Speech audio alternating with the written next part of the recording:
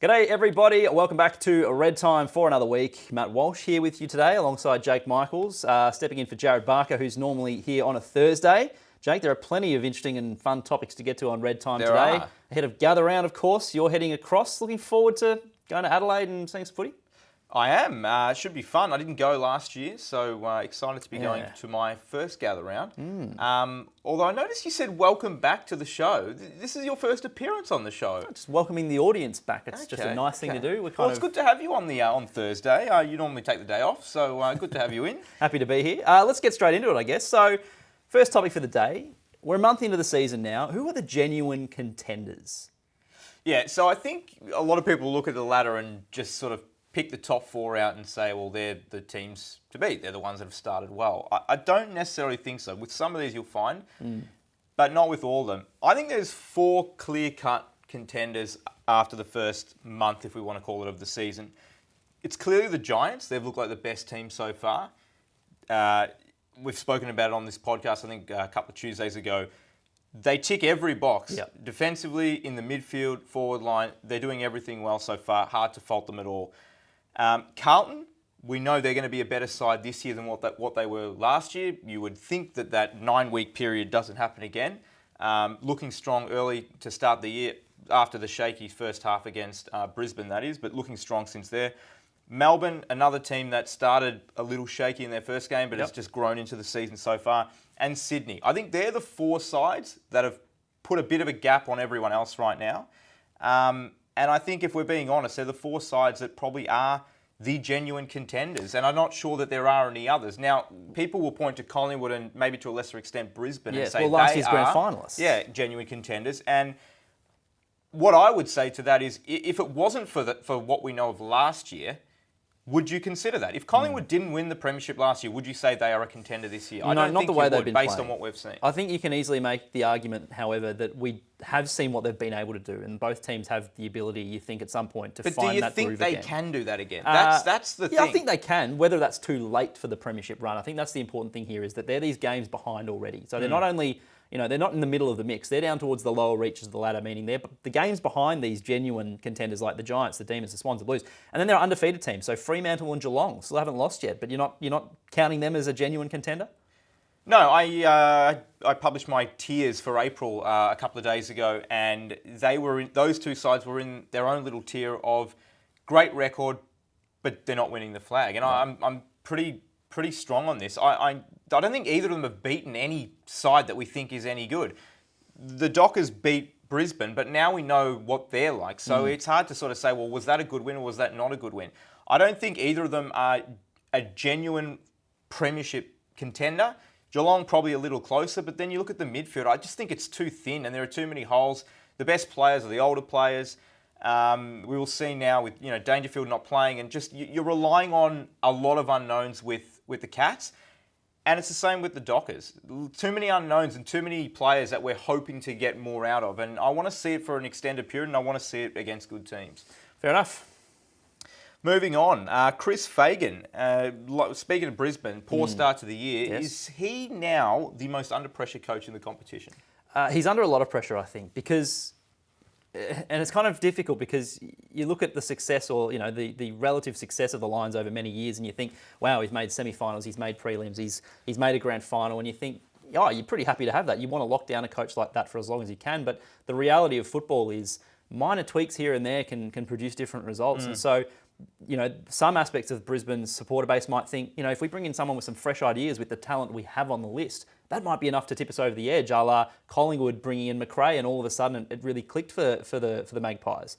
But the other sort of the flip of the coin is you get rid of the guy, the mastermind, and everything falls apart. I think he's under a lot of pressure. I think when you have gotten so close without getting the ultimate success, a la some other coaches in the league. You talk about Luke Beveridge, you talk about Chris Scott, Adam Simpson as well.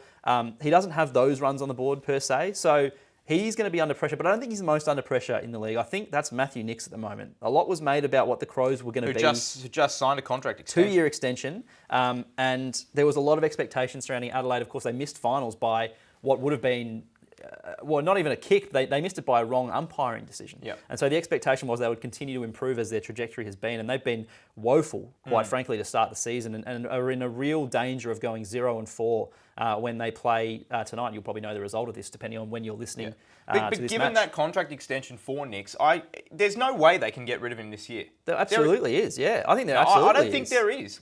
I don't think that they can give him that contract extension and then turn around in 3 or 4 weeks' time or 2 months' time. The natives are already restless. I think it's far more likely that in 10 weeks' time, Chris Fagan won't be at Brisbane than Matthew Nix not being at the Crows. I just don't understand. I don't see how they can possibly give that extension and then go back weeks later. Well, I'm not saying he's going to get fired, but I think he's the most under pressure. I think he's to perform. Nix is the guy who's the most under pressure at this point. From what we've seen so far in 2024, and I guess with the benefit of hindsight, Jake, should West Coast have traded pick 1 last year instead of drafting Harley Reid? Well, speaking of sides that are struggling, the Eagles, and it's been a common theme for a number of seasons now. I think the answer to the question is clearly yes, they should have explored it. Now, it's not. This is a controversial take, but explain your reasoning. I'm interested. Yeah, well, I don't think it's that controversial. I think most people probably feel a similar way. It's not a knock on Harley Reid. He's come in. He's been pretty solid to start with. He may develop into one of the game's best players, as a lot of people expect. I don't think anyone doubts that.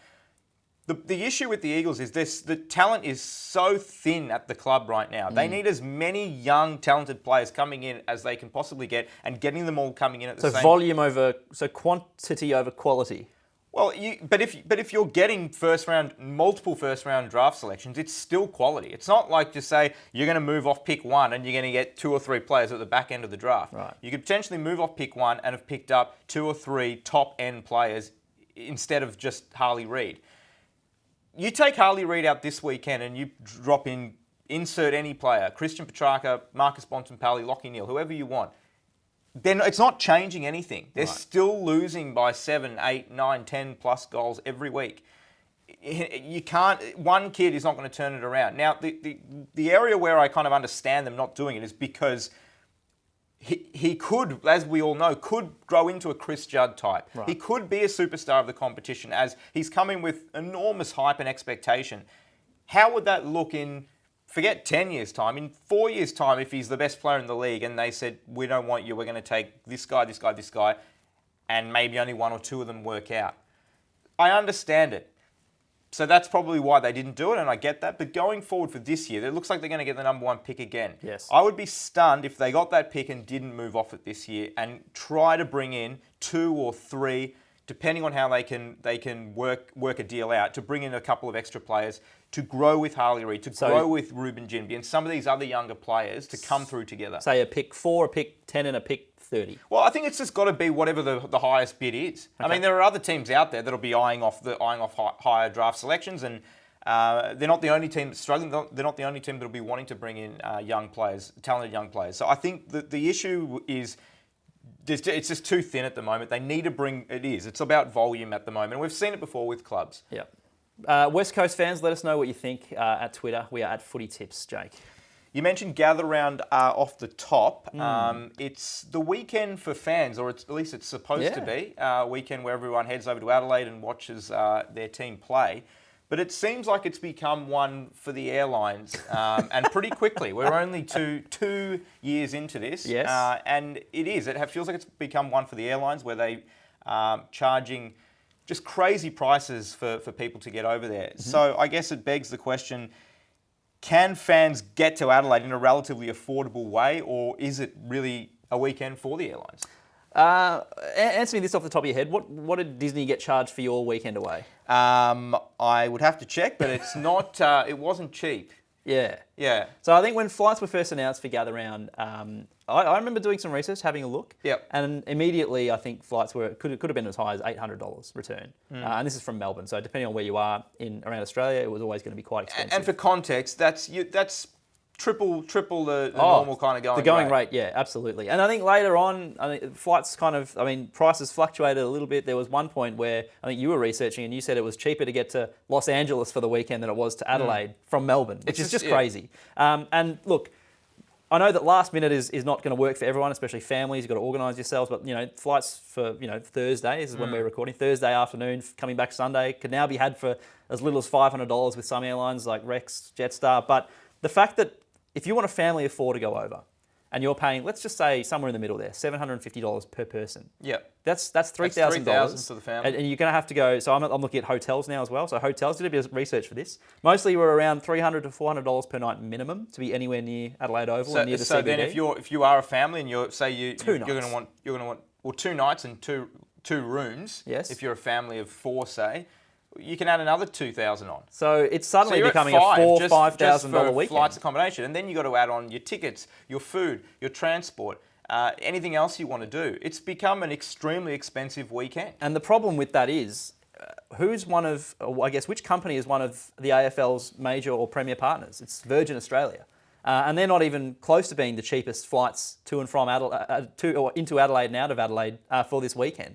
And I just think that when you can kind of buddy up with a company like Virgin Australia and like the AFL has, and then they're going out of their way to I don't want to say the word extort, but they're not playing ball. They're not sort of saying, hey, this is gather round where everyone can get to it. And I think that relationship leaves a bit of a sour taste in the mouth. And the fact that it's going to cost, let's just say, like we said, a family of 4 to get to Adelaide, upwards of $3,000, $4,000, $5,000 perhaps.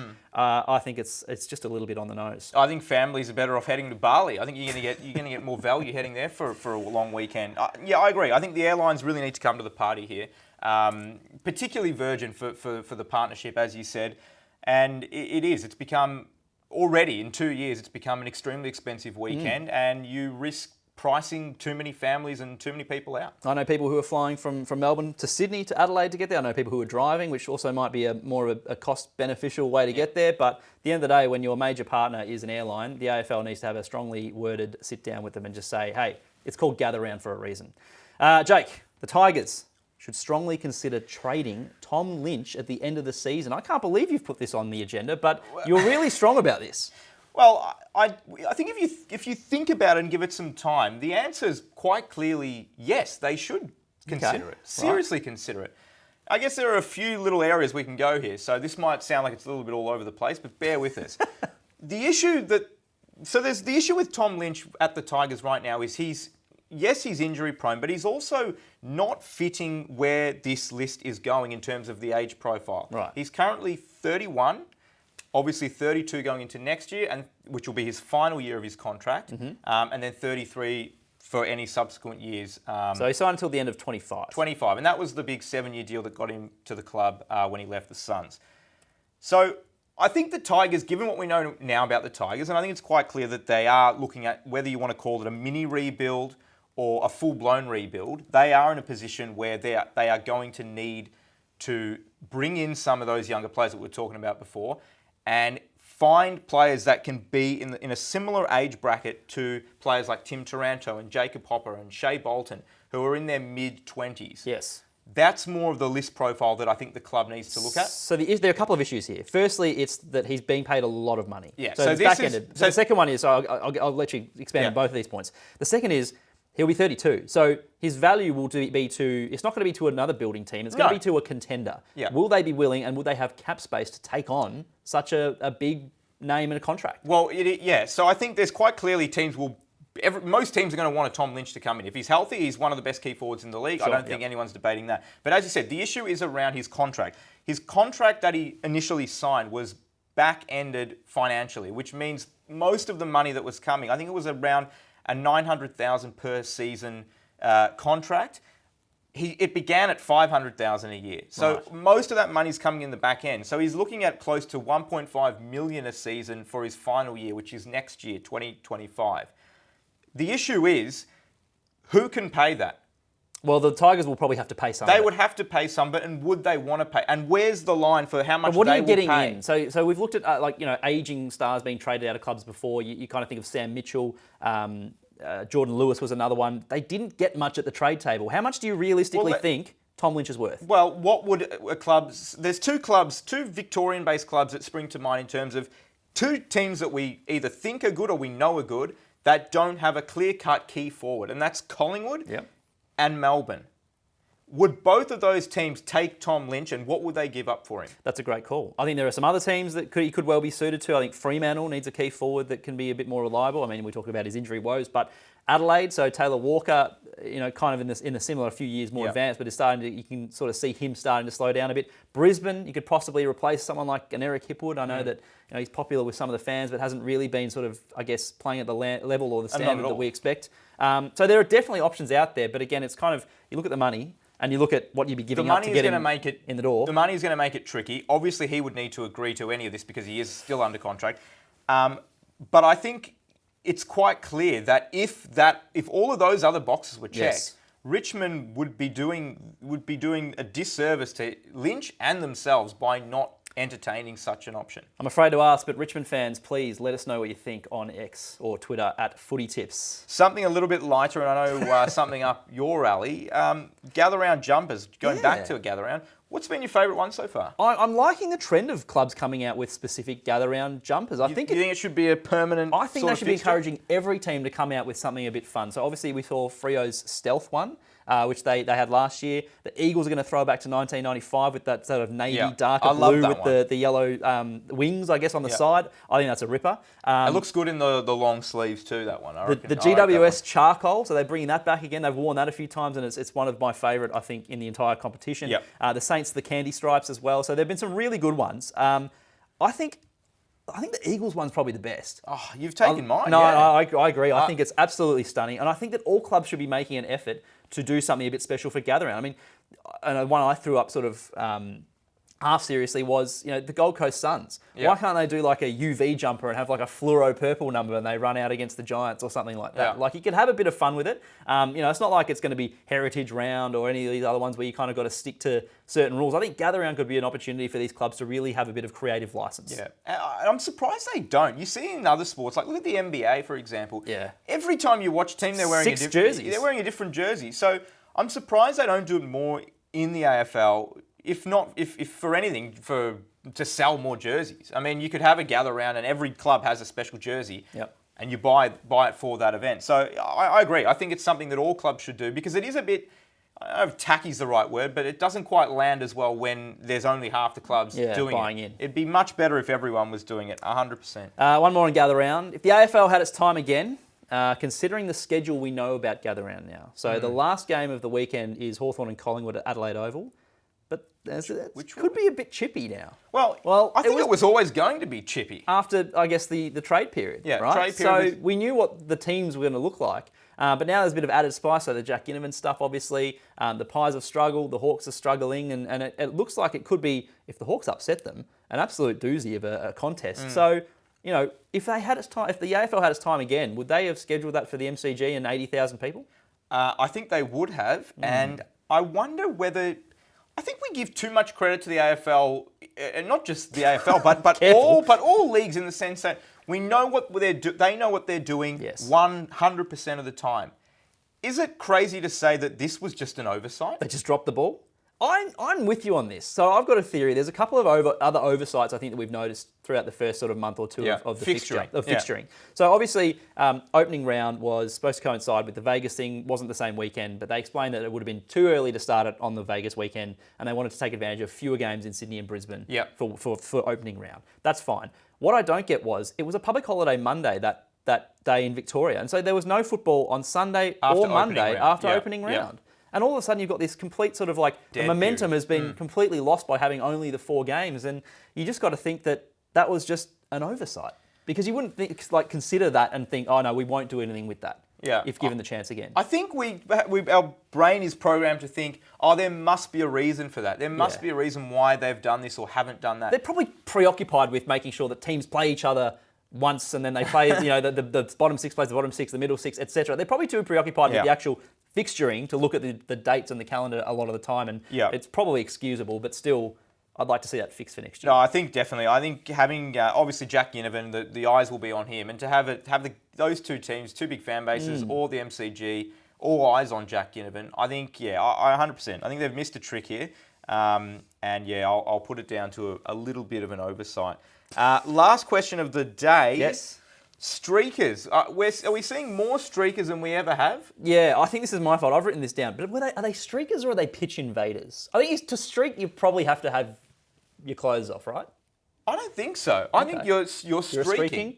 If I come running through the office, am I streaking? I don't think I need to take my clothes No, off. I think if you've got your clothes off, you're streaking through the office. I don't know. But I anyway. think you can be a streaker either Yes, way. streakers. That we have seen a lot of them in the first Yeah, a few rounds. Yep. The AFL's contracted security and the security guards seems to be a little comical with what we've seen from them in trying to round up these pitch invaders / streakers.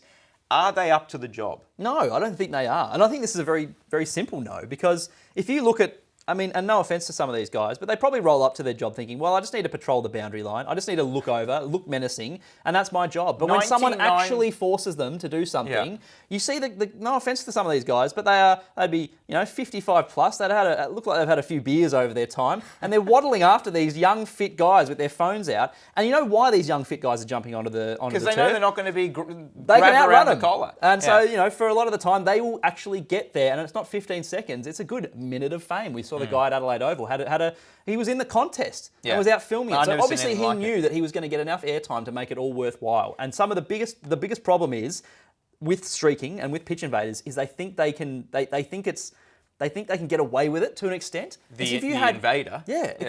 If you had younger, fitter people with footy boots on, I'll say that as well because they always slip over for some reason. With footy boots on, chasing these guys down, I can guarantee you wouldn't be seeing as many pitch invaders as what we've seen in the opening few rounds, and it's been an epidemic.